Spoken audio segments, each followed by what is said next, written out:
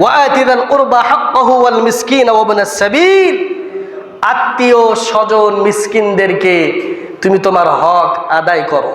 তোমার আত্মীয়দের ব্যাপারে, মিসকিনদের ব্যাপারে যে হক আছে সেই হক তুমি তাদেরকে বজায় রাখো। রাসূল করিম সাল্লাল্লাহু আলাইহি ওয়াসাল্লাম বলছেন, লা ইয়াদখুলুল জান্নাতা কাতি', আত্মীয়তা ছিন্নকারী সে জান্নাতে প্রবেশ করবে না।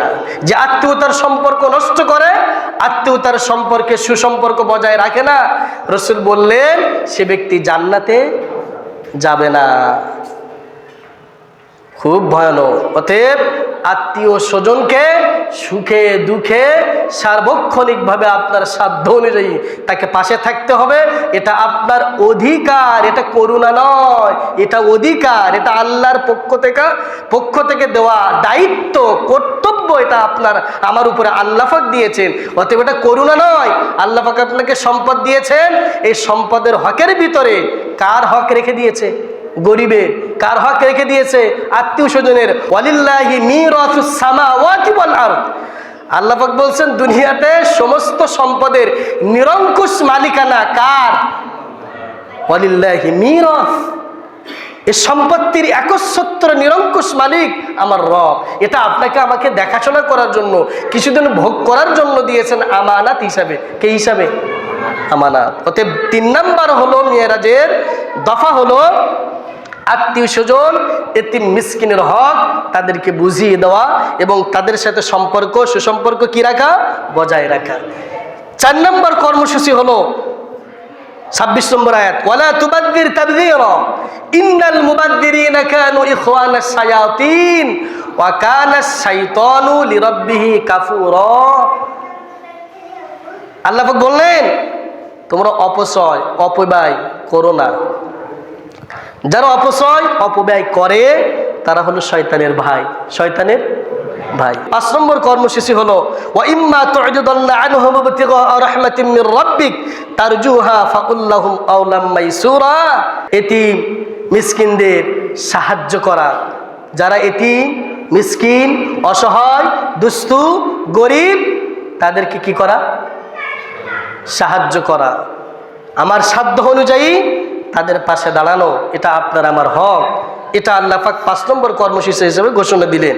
6 নম্বর কর্মসূচি হলো ওয়ালা তাজআল ইয়াদাকা মাগলুলাতান ইলা উনুকিকা ওয়ালা তাবসুতহা কুল্লাল বাসতি ফাতাকুদা মালুমান মাহসুরা।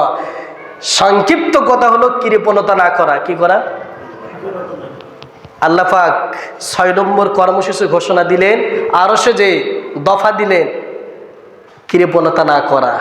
ওদিকে আল্লাহ পাক বলছেন অপচয় করা যাবে না, টাকা আছে নিজের ইচ্ছা মতো খরচ করা যাবে না। আবার এখানে বললেন কৃপণতাও করা যাবে না। তোমার সম্পদ আছে, তুমি পুরুষস্থ মনে তুমি তোমার হকগুলো মানুষের মাঝে ফিরিয়ে দাও। তুমি মানুষের কাছে দান করো, মানুষকে সাহায্য করো, মানুষকে সহানুভূতি করো। এটা হলো তোমার ইমানি দায়িত্ব। আল্লাহ পাক এজন্য বলছেন তুমি যদি এই দান থেকে বিরত থাকো তাহলে তুমি আল্লাহর পক্ষ থেকে তিরস্কৃত হয়েছো, বহিষ্কার হয়েছো। কে বলল? যেটা আপনি আমি সালাতের ভিতরে প্রায় পড়ি, ফাওয়াইলুল লিল মুসাল্লিন আল্লাযীনা হুম আন সালাতিহিম সাহুন আল্লাযীনা হুম ইউরাউন ওয়া ইয়ামনাউনাল মাউন। মাউন মানে হলো কৃপণ, মাউন হলো কৃপণ। তাফসীরে তাফহিমুল কোরআনে বলছেন ছোটখাটো দানে থেকে যারা বিরত থাকে। তাফসীর ইবনে কাসির বলেছেন পাতিলির ঢাকনা দান হতে যারা বিরত থাকে এরা নামাজ পড়েও জাহান্নামে যাবে। কোথায়? নামাজ পড়েও। ছোট্ট দান, সেটা যদিও 15 টুকরো হোক, ছোট্ট দান। একটা জিনিস আপনার কাছে চেয়েছে, আপনি বললেন না এটা আমার কাছে নেই, অথচ আছে, কিন্তু আপনি বললেন নেই।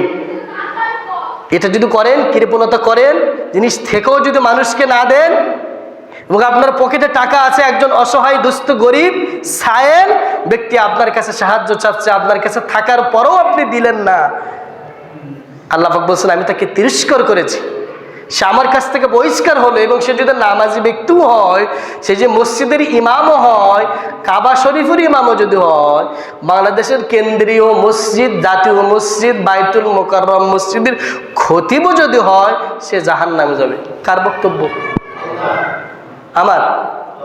আল্লাহর বক্তব্য। আমিও যদি এটা করি, নামাজ পড়েও, ইমামতিগিরি করেও, খতিবগিরি করে হলেও কোথায় যাব? জাহান্নামে। অতএব কৃপণতা করা যাবে না। ওয়া আম্মা সাইলা ফালা তানহার, ফালা তানহার।